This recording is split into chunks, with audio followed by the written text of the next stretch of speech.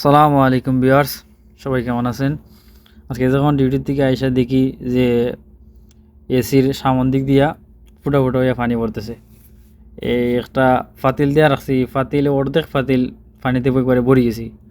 এখন বড় ভাই একজন আসুন, আবু মুসা, মানে মুসার বাপ, আমরা ডাকি আবু মুসা, আমার মামতল ভাই তাইন।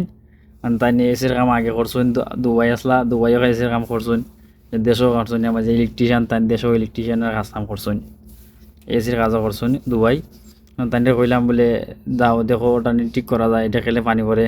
মানে মুদিরে কইলাম, মুদিরে কইছে সমস্যা নাই, দেখো তুমি যদি পারো তো তুমি ঠিক করো, তোমার টেকা দিব না আমি। এখন ভাইয়া কইলা যে টেকা লাগতো না, সমস্যা নাই, আমি দেখি ঠিক নিয়ে করতে পারি, এটা তো কাজ করছিলাম আমার অনেক আগে, এখন দেখি এটা ঠিক না ঠিক ঠিকঠাক নিয়ে করতে পারি। এখন বাইরে কইলাম তো তখন প্রমোশন হয়ে যাবে, বা এখন তো এই এসির কাম করতেছে, এখন লিয়া যাবে ইলেকট্রিশিয়ান, তোমারে প্রমোশন হইব এই জানি। তো এইভাবে দেখতেছেন হাঁটা করে খোলা হইতেছে নাট, কিন্তু অনেকে যারা জানে না একবারে, তারা কিন্তু নাট খুলতে পারতো না, নাটের উপরে লক লাগাই নেছে। তো ভাই তো জানে, তার জন্য একটা করে খুলতেছে।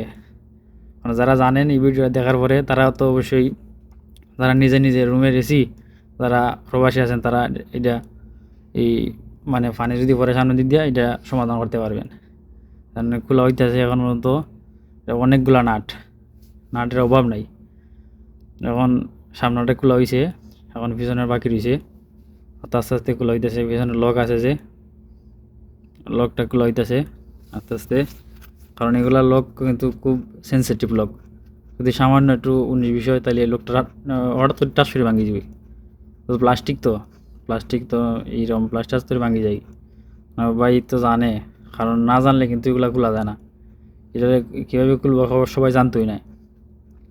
তো ভাই তো আগে কাজ করছেন দুবাই থাকতে, ওই এখন তো কাজ তো মানে হাতের কাজ তো কোনো সময় ভুলে না। সেটা খুলে গেছি, পরে কাপড়টা খুলে গেছি, এখন ভালো করে দেখতেছেন যে নিচে কোনো জায়গায় পানি আছে কিনা। এই যে এখানে এখন হাত রাখছেন, ও ওই জায়গার থেকে পানি পড়তেছে, ওই জায়গার থেকে পানি নিচে টপটপায় টপটপায় পড়ে পানি। এখন দেখতেছেন বড় ভাইয়ে কোন জায়গার থেকে পানি পড়তেছে, তো তুকে হইতেছেন না। এখন কীভাবে দিয়ে পানি পড়ে, এখন ড্রেন লাইন তুকে, ওই ড্রেন লাইন তুকে পাইছুন, এটা হলো ড্রেন লাইন। ওই যে দেখতেছেন ড্রেন লাইনের এখন এই যে স্ক্রু আছে, স্ক্রুটা খুলতেছুন, এখানে ড্রেন লাইন, এইদিকে ড্রেন লাইন হইয়া এদিকে এদিকে নিচে দিই ড্রেন লাইন আছে। স্ক্রুটা খোলার পরে এখন দেখা যাইব ড্রেন লাইন। এটার সামনে দিয়ে মনে হয় ময়লা ভইরা পড়ে গেছে, কি ময়লা ভইরা পড়ে যাওয়ার পরে ওই পানিটা যায় না, পানি কেন ওভারফ্লো হইয়া নিচে দিয়ে পড়ে যায়, সামনে সামনে পড়ে যায়। তার জন্য এইটা সামনে পানি পড়তেছে আপনি।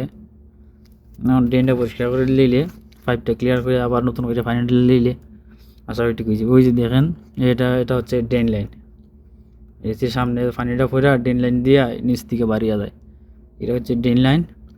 এখন ড্রেন লাইনের নাটটা খুলে হইতেছে। ড্রেন লাইন নাটটা খুলে হওয়ার পরে ওই আবার সামান্য একটু কিতা করে পানি, আবার পানি ডাইলা দিলে পর সব কিছু পরিষ্কার হয়ে যাবে। ড্রেন লাইন যখন নাটটা খোলার পরে ওই এখন কেন কিছু ফাঁকা জায়গা বাড়িব, তার জন্য কাজ করতে সুবিধা হইব। যারা যারা এইভাবে প্রবাসে আছেন, তো টেকনিশিয়ান লাগতো না, যদি আপনার ভিডিওটা দেখেন, ভিডিওটা শেয়ার করে দিবেন।